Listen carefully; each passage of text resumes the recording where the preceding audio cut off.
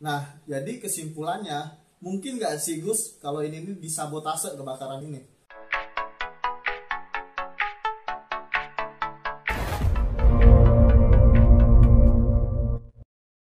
Assalamualaikum warahmatullahi wabarakatuh. Berjumpa lagi dengan gua, suara-suara pengganggu wajah-wajah membosankan, Algin DP.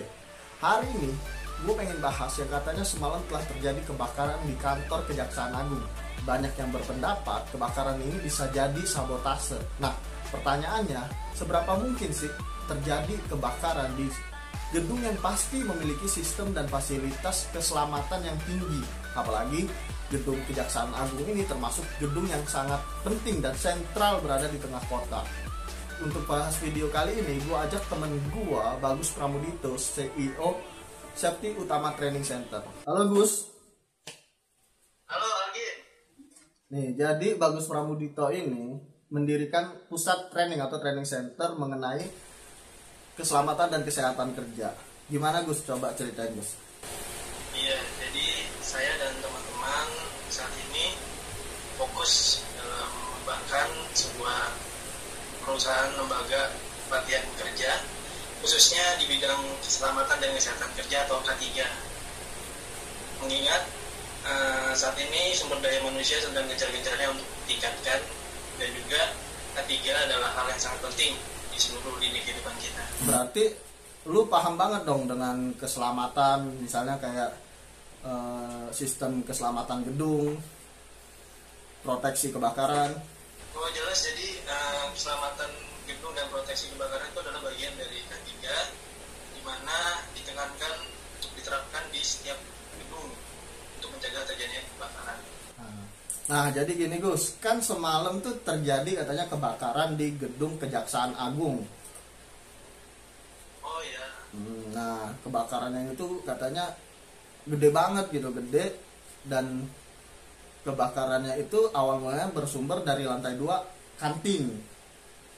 Kantor Kejaksaan Agung ini letaknya di tengah kota dan memang termasuk gedung yang mewah dong.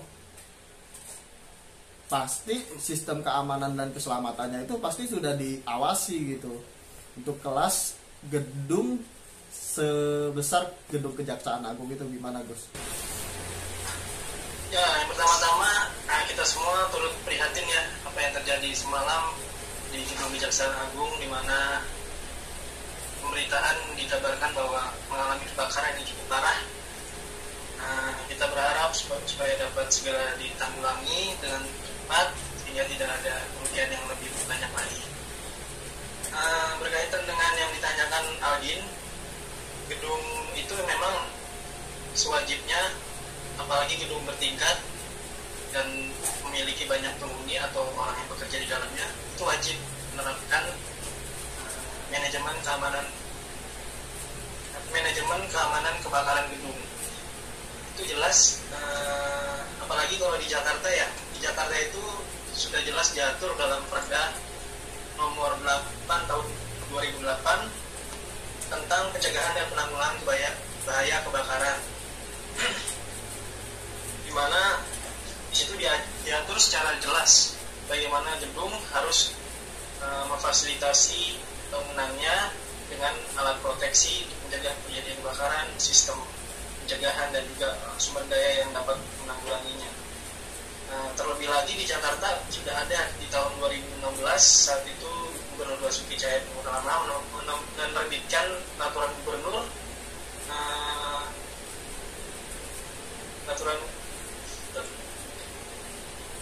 Peraturan Gubernur nomor 143 tahun 2016 tentang manajemen keselamatan kebakaran gedung dan manajemen keselamatan kebakaran lingkungan.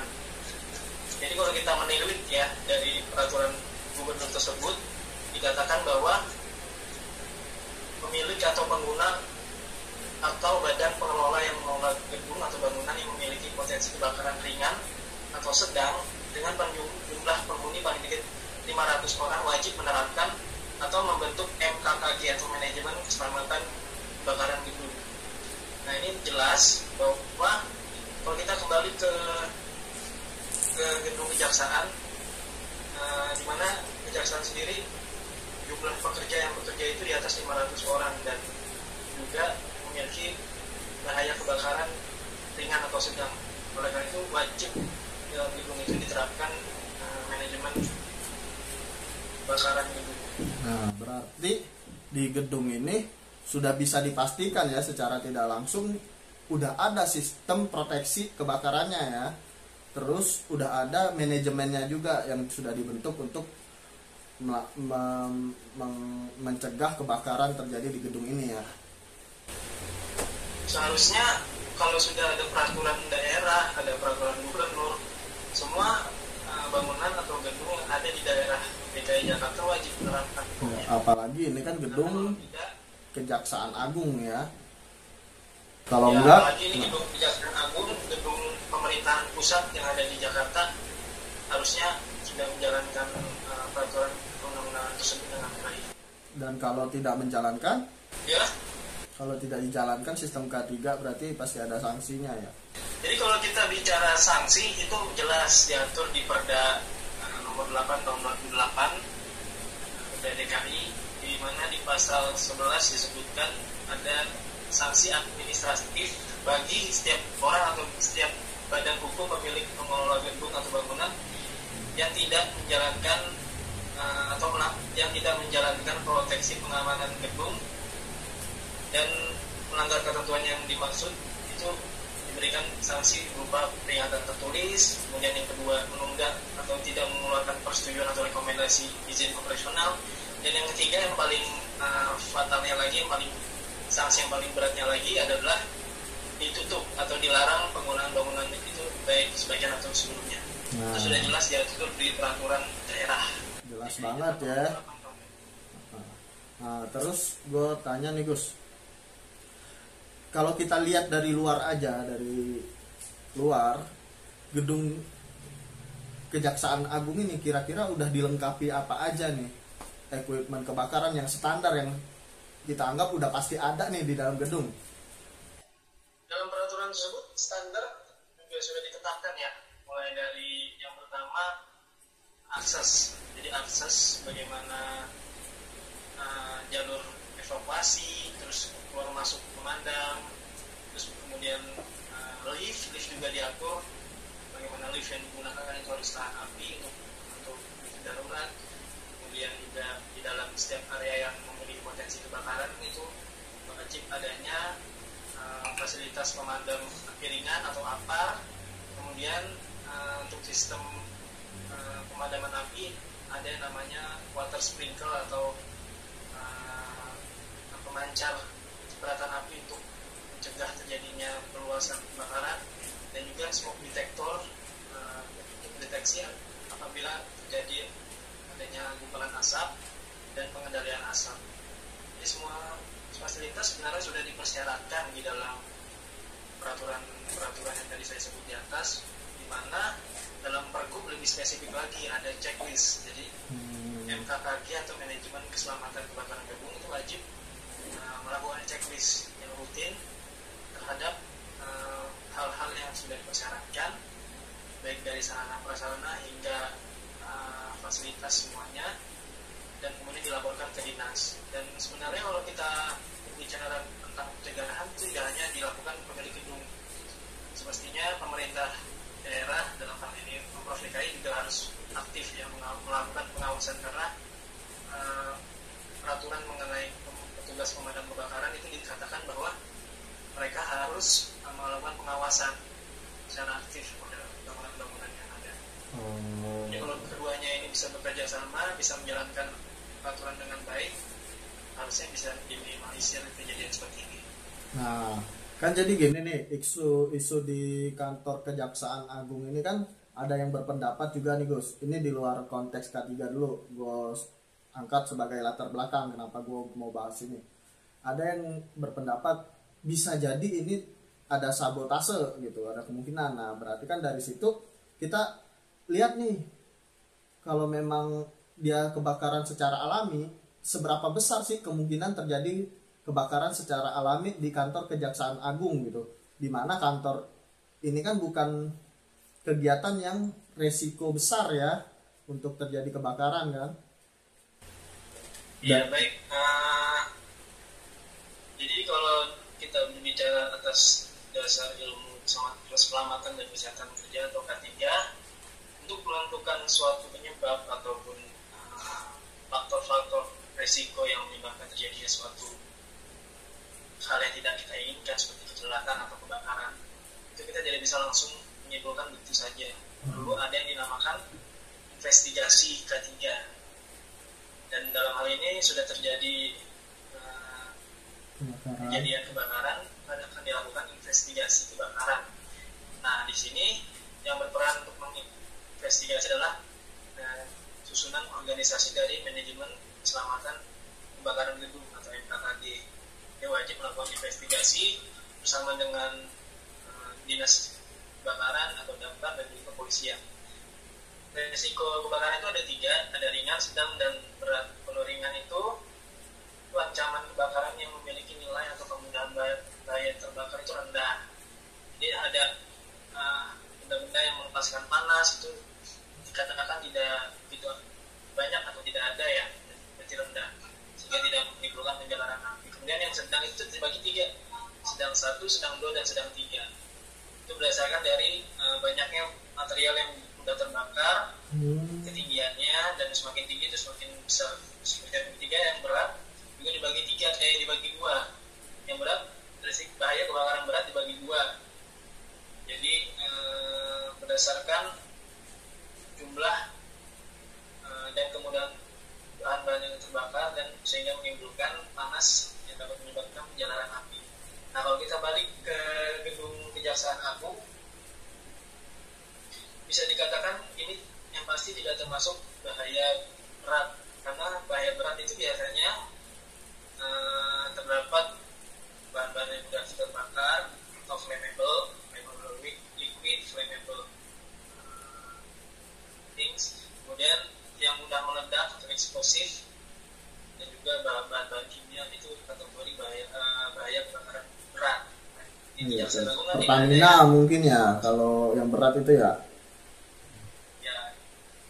Dan kemudian kalau sedang juga harus ditelusuri lagi apakah sedang 1, 2, atau 3. Cuman yang paling memungkinkan mungkin ringan ya, karena yang pasti ada di dalam gedung kejaksaan itu kan dokumen. Iya. Kertas mungkin mudah terbakar, kayu, cat, dan sebagainya. Tapi itu kembali lagi harus berdasarkan investigasi dari tim yang sudah dibentuk. Iya, berarti di sana tuh banyak sumber yang mudah terbakar, walaupun sumber kebakarannya termasuk sedikit gitu ya, sumber yang bisa menyebabkan kebakaran termasuk sedikit. Tapi sumber barang yang cuma nanti dari hasil investigasi kita melihat apakah itu banyak atau sedikit. Kalau sedikit bisa dikategorikan ringan. Cuman kalau ringan kan nanti diteliti lagi kok bisa sudah kelas yang ringan dan kok bisa kebakaran. Perlu ditelusuri lagi apakah tidak disediakan fasilitas sesuai peraturan yang dibutuhkan ataukah tidak ada, bahkan tidak ada sama sekali manajemen keselamatan kebakaran gedung. Itu kan nanti bisa dicari. Berarti masih ada beberapa kemungkinan ya. Apabila kalau kita bicara dengan peralatan atau sarana prasarana pencegahan kebakaran, itu kan kita bicara sistem. Sistem itu semua harus tersedia dan saling mendukung. Misalnya bisa ada sprinkler tapi tidak ada deteksi asap. Jadi kan itu percuma. Deteksi asap tidak berfungsi, jadi dia tidak encourage water sprinkler itu untuk mengeluarkan air, itu jadi tidak berjalan. Jadi kita kembali lagi ke sistem itu harus diperiksa seluruhannya. Nah, jadi kesimpulannya mungkin nggak sih Gus kalau ini disabotase kebakaran ini, atau memang mungkin ini terjadi secara alami menurut pandangan lu aja nih? Kalau pandangan gue ya terkait dengan kejadian ini, kalau kami daripada ahli keselamatan dan kesehatan kerja sebenarnya harus berdasarkan investigasi. Cuman mungkin banyak yang berpikir ya, banyak komentar dari luar. Saya juga baca di media ada yang bilang bahwa ini adalah unsur kesengajaan atau biasanya mendekati pilkada atau berakhirnya masa jabatan seseorang atau sebagainya, atau dengan ada juga yang berbicara mengenai adanya langkah-langkah yang atas kejadian-kejadian besar. Sebenarnya boleh saja semua berpendapat seperti itu, hanya saja semua harus berdasar, yang disampaikan harus punya dasar yang jelas. Tapi bagaimanapun kita tidak boleh mendahului hasil investigasi. Karena itu kita kasih waktu kepada pihak yang berwenang, baik dari Pemprov ataupun dari pengelola gedung untuk melakukan investigasi tersebut. Dan mungkin nanti setelah disampaikan kita bisa ada diskusi ataupun tanya jawab untuk menggali lebih dalam lagi. Dan itu masyarakat diperkenankan untuk masukan, karena bagaimanapun Kejaksaan Agung adalah fasilitas negara yang digunakan atau dibentuk untuk melayani masyarakat juga secara Siap. Oke Gus, makasih Gus. Jadi kesimpulannya, sabotase, konspirasi atau sejenisnya yang jelas unsur K3, unsur proteksi kebakaran di dalam gedung itu sangat penting untuk diperhatikan oleh berbagai pihak, baik pengelola gedung, penanggung jawab gedung maupun Pemprov yang berwenang di situ. Gitu ya Gus? itu safety utama. Safety utama. Oke, sekian video kita hari ini. Semoga bermanfaat buat kalian semua dan bisa diambil pelajarannya. Saya akhiri. Assalamualaikum warahmatullahi wabarakatuh. Sobat safety utama.